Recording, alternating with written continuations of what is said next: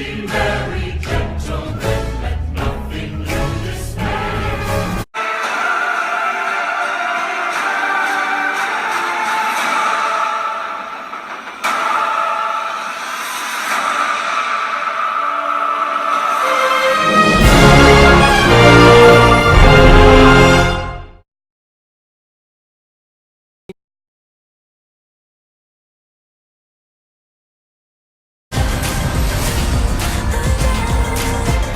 So, Charlie's Angels 2019.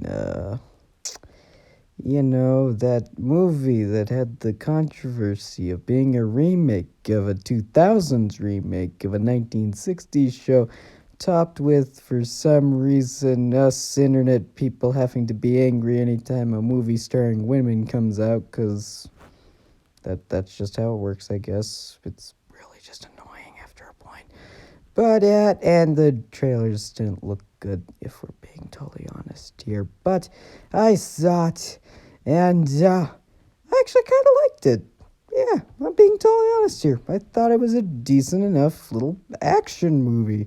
Nothing spectacular per se. I didn't find it mind-blowing, really, but I found myself having a good time, enjoying some popcorn, and just sitting in a good old-fashioned movie theater, just having a fun action time with a likable cast and, just all that stuff all around. I think the best way to describe just what it was like watching this was what it was probably like for peoples in the 90s to have watched the first Mission Impossible movie in more ways than one. But it was pretty much that. It just kind of connects itself into its own universe, but it's connected to everything else in its previous remakes and stuff, so it's technically not a remake, which is really weird. But, it's just a movie that's just kind of just wanting to have some fun. It doesn't really care about where its story goes. It's just like, hey, you want to see some girls kick some butt and be kind of awesome and have a likable trio of characters? Like, y'all ready for that? Well, good news, folks. You're getting that movie, and we're gonna make it a lot of fun. So I think that's pretty much about really it. I guess I would say the story is not the film's strong suit, which, that's actually pretty common among most films. But, I liked it. I thought it was a fun enough ride. Kind of a shame it's a box office flop, but again, remake of another thing, and also Frozen 2 came out this month, so there's a reason. But I liked it, so I'll give it a like reaction.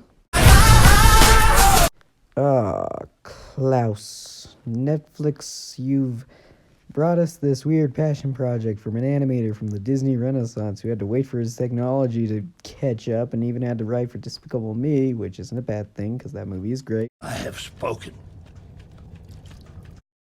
And then, finally you had to finance this because it's a combination of 2D and 3D animation. You had to, market it and everything. And, well, it ended up turning out pretty darn good, if I do say so myself.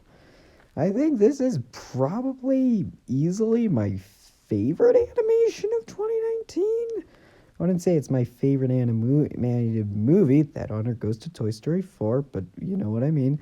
And it ends up just being a really charming movie nonetheless. Heck, I think that's the best way I can describe.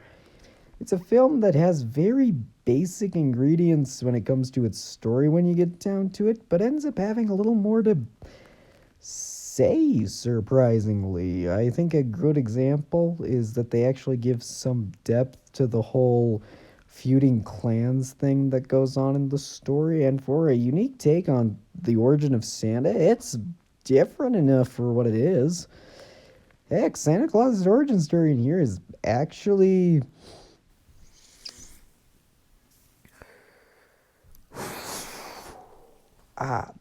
anyways, what I was going to say was the animation is definitely the highlight of the movie. Like, seriously, look at some of this. This is a whole new technique going on here. It's nuts.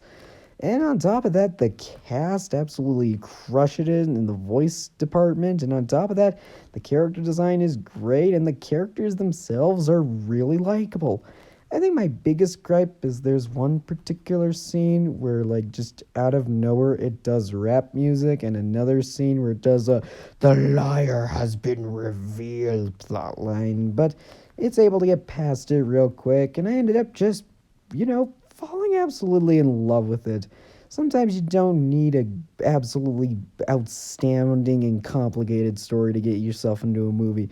Sometimes you just need a movie that's like a hot cup of cocoa. And that's what this movie was. I'm giving it an adore score. So, guess who broke his left wrist?